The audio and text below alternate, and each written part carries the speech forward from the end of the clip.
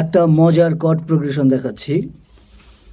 মজাটা হচ্ছে এখানে যে এক কর্ড থেকে আরেকটা কর্ডে শিফট করতে আমি জাস্ট একটা নোট চেঞ্জ করব, পরবর্তী কর্ডে চলে যাব। অর্থাৎ পেছনের কর্ডটার দুইটা নোট থাকবে, একটা নোট চেঞ্জ হয়ে আমি পরের কর্ডে চলে যেতে পারবো। কর্ড প্রোগ্রেশনটা হচ্ছে এরকম: E minor, C major, A minor, F major, D minor, B diminished, G major এবং ই। আমি বাজিয়ে দেখাচ্ছি।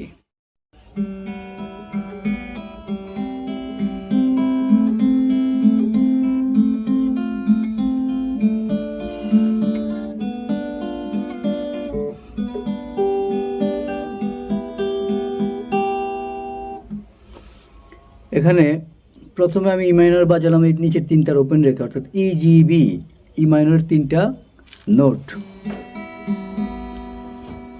তো এখানে জাস্ট আমি পরের কর্ডটা হচ্ছে সি মেজর। সি মেজরে যাওয়ার জন্য আমি জাস্ট এই 2 নম্বর তারের 1 নং ফ্রেটে ধরলাম। এটা সি ই জি হয়ে গেল, অর্থাৎ সি মেজর কর্ড। এই জিনিসটা এখান থেকে জাস্ট আমি জি নোটটাকে এ ধরলাম, এ মাইনর হয়ে গেল, এ ই সি। তারপরে আমি এই ইটার জায়গায় জাস্ট এফ ধরলাম, আর বাকি দুইটা সেম থাকলো, হয়ে গেল এফ মেজর কর্ড। সি এর জায়গায় জাস্ট ডি ধরলাম, 2 নং স্ট্রিং এর 3 নং ফ্রেট, ডি মাইনর হয়ে গেল। তারপরে এই এ এর জায়গায় আমি বি ধরলাম, হয়ে গেল বি ডি এফ, অর্থাৎ বি ডিমিনিশড কর্ড। তারপরে এখান থেকে আমি এই এফ নোটটাকে জি ধরলাম, হয়ে গেল জি মেজর কর্ড। তারপরে এই ডিটাকে আমি জাস্ট এখানে ই ধরলাম, হয়ে গেল ই মাইনর কর্ড। এভাবে আপনি সামনে আরও যেতে পারবেন। যেমন ধরেন আমি এখানে ই মাইনর কর্ডটা দিয়ে শেষ করলাম, এই বি থেকে সিতে গেলাম, এটা হয়ে গেল সি মেজর কর্ড।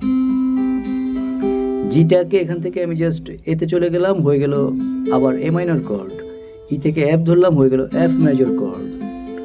তারপরে এই সি থেকে ডিতে গেলাম, ডি মাইনর কর্ড। তারপরে এই এ থেকে এই বিতে গেলাম, হয়ে গেল বি ডিমিনিশড কর্ড। আবার এই এফ থেকে জিতে চলে গেলাম, হয়ে গেল আবার জি মেজর কর্ড, জি মেজর কর্ড। আবার এই ডি থেকে ইতে গেলাম, হয়ে গেল ই মাইনর কর্ড। এভাবে আরও সামনে যেতে পারবেন। সেই সাথে তার চেঞ্জ করতে পারেন। যেমন ধরেন আমি প্রথমে নিলাম এই 3টা তার, হাই 3টা তার, আমি প্রথমটাকে বাদ দিয়ে এই 4 3 2 নিয়ে যদি কাজ করি সেটাও হবে।